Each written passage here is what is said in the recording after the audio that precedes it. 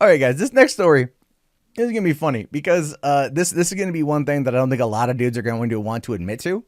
But according to a new study, when it comes to your lady friend, be it your wife or your girlfriend or whomever, she don't mean as much to you apparently as your homies, because apparently more men are satisfied by bromances rather than their romantic relationships. This is coming from a new study saying here that young men get more emotional satisfaction out of bromances, close heterosexual friendships with other male, than they do out of romantic relationships with women.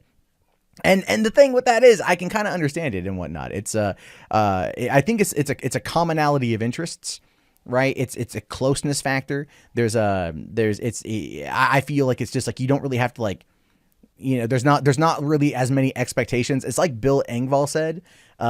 He's like, I love my friends. I was like, I love my buddies. I'd be totally gay if it wasn't for the sex, And it's that whole bromance bro thing that I think gets kind of talked a lot of shit about. But ultimately, people tend to find comfort in their friends that share a lot of the similar interests and values and whatnot. And that maybe won't always happen with relationships.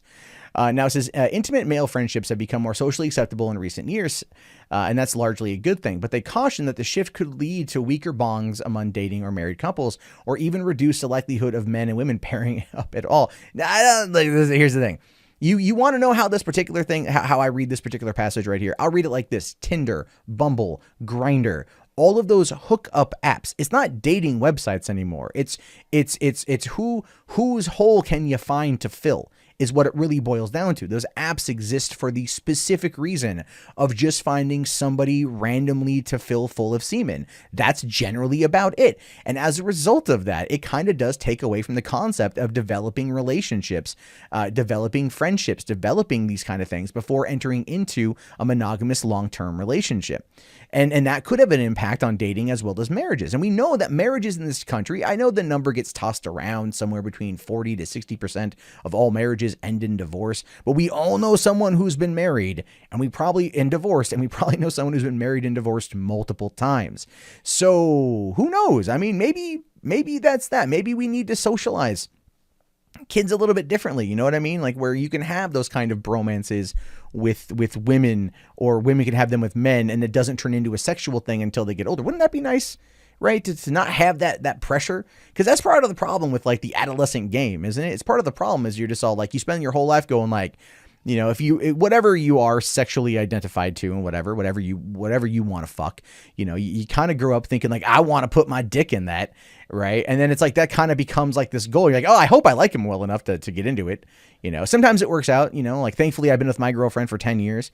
So like, I'm just going to say it. I feel like I'm one of the lucky ones. But I understand like having that bromance. Like my best friend and I had that kind of bromance for a while, especially after he broke up with his ex-girlfriend, who was very emotionally abusive, in some aspects physically abusive, and we just became very tight as a result of this, and went pretty much everywhere together for a long time, until I met my girlfriend, and then he met his now wife, and it, we're not as close as we used to be, but there was a time when that it was needed for him in order to be able to I think get past the traumatic experience of his ex. And also, I put this dude in everything, like every movie I was in, every podcast I was in, everything I did, I love that guy. He's like my brother, man.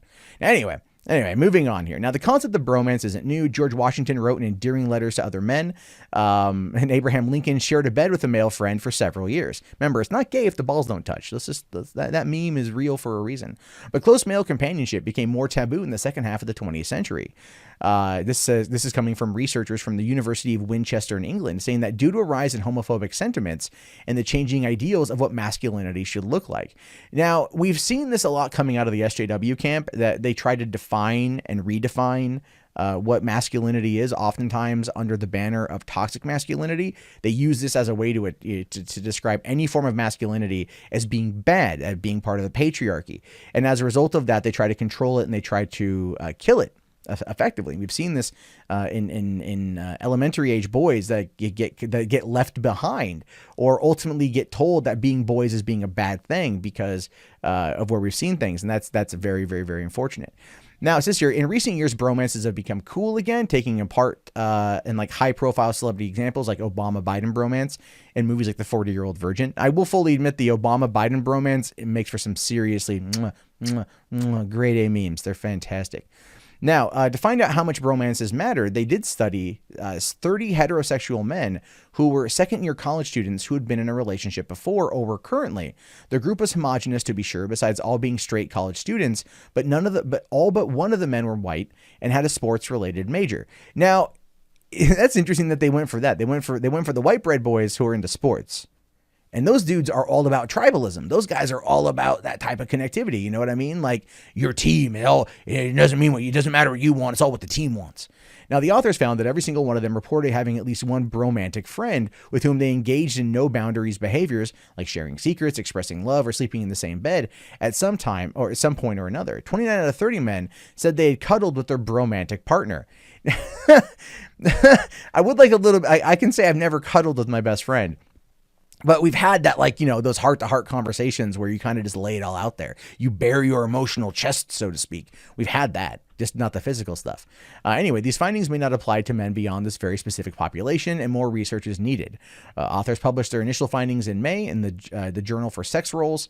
In the new analysis, they identify and explore the differences between men's bromances and their actual romances. Overall, the students reported feeling less judged by their close male friends than their girlfriends.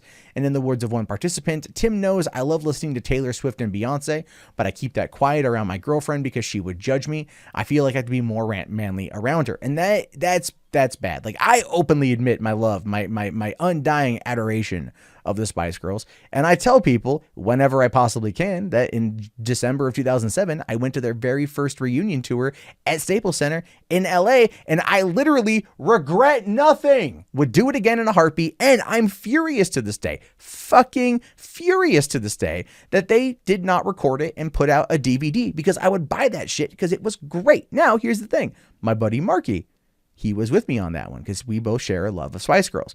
Now, I'm not a big fan of Kylie Minogue. I like some of her songs and whatnot, but he's a huge Kylie Minogue fan. And he drug me to both of the concerts that she did at Hollywood Bowl a couple of years ago. And so, you know, I've seen her twice in concert. And again, you know, this is just a bromance sort of thing. This is just the two dudes doing this stuff that I have been accused of being gayer than actual gay men I've met in Los Angeles because I've gone to those concerts. And I'm sharing that information with you to point out that, yeah, bros can have this kind of connection. They can sit there and talk about liking Taylor Swift and Beyonce, or in my case, Spice Girls and Kylie Minogue, and have it just be a thing.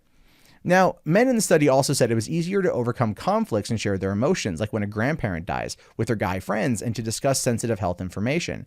28 out of 30 said they would prefer to discuss personal matters with a bromance than a romance, saying, if I found a lump on my testicle, I talk to my bromance rather than my girlfriend.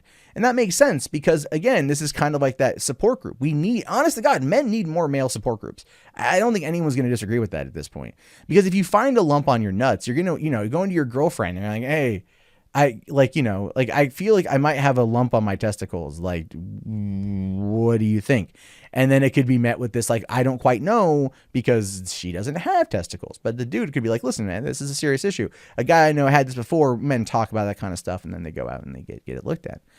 Now, when asked to describe the difference between a bromance and a romance, one man noted that there were 3 factors to consider: sexual attraction, emotional connection, and personality. A bromance needs the last 2, he noted, while a romance needs 2, including sex, saying there was a conclusive determination from the men we interviewed.